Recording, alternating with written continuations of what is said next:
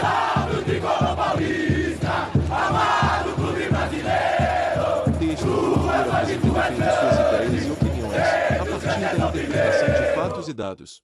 São Paulo afunda peixe debaixo de água. Receba os novos posts desta coluna no seu e-mail. 10 pitacos de São Paulo 3x1 Santos no encharcado Morumbi. Peixe acabou o duelo com 9 e saiu no lucro, ao diminuir com Ran, de pênalti, no final, após bobagem de Beraldo. Teve ainda um pênalti claro e constrangedor de Messias ignorado pelo apito quando o placar estava 2-0. Com a primeira vitória em clássicos na temporada, o São Paulo ultrapassou o Corinthians no saldo de gols. Como o Palmeiras disparou e dificilmente perderá a liderança geral da fase de classificação do Campeonato Paulista, é importante o tricolor ficar à frente do timão para ter o mando de campo em uma eventual semifinal contra o seu maior rival. 2. João Paulo, que é um grande goleiro, mas não faz um bom paulistão, acabou com o jejum de Caleri na temporada ao caçar borboleta aos 15 minutos. O Santos sentiu o golpe e foi a nocaute em seguida, ao ficar com 10 jogadores e levar o 2-0. João Paulo voltou a falhar no gol de Luan, do meio da rua. 3. Sem Rodrigo Nestor e David, Galopo foi escalado desde o começo, ao lado de Luciano e Caleri.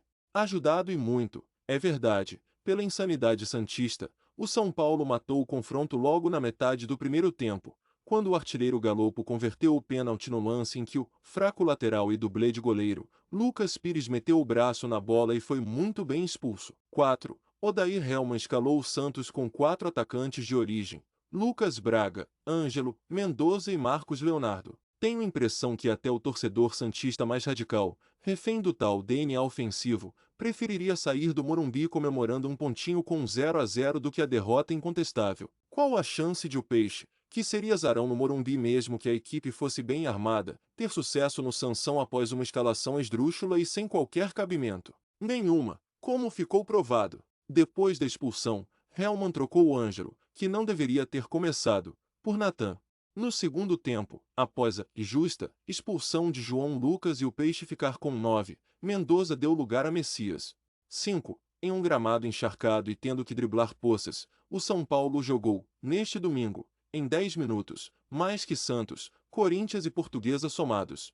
Ou seja, é claro que um bom gramado é fundamental e importante, mas não é menos óbvio que, muitas vezes, a coitada da grama, que não dá entrevista e, pois, não pode se defender, carrega mais culpa do que ela realmente tem. 6. No 11 contra 11, no 10 contra 11 e no 9 contra 11, Mendoza não conseguiu levar a melhor sobre Orejuela. Quem, à época, chamou a contratação peixeira de reforço pode reavaliar a definição.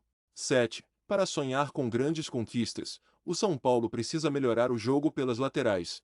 Todos os laterais direitos contundidos e o Wellington, na esquerda, ainda não mostraram na temporada futebol compatível a um time que pretenda desafiar o favoritismo do Palmeiras.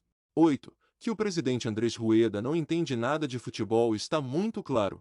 Dito isso, fica a pergunta: o que faz, de prático, Falcão no Peixe?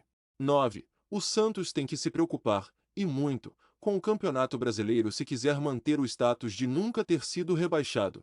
No Paulistão, a equipe, que passou a vergonha de lutar contra a degola nas últimas 2 edições, não vai cair, que é menos do que o mínimo, mas em nenhum momento insinuou que poderia brigar contra os seus rivais.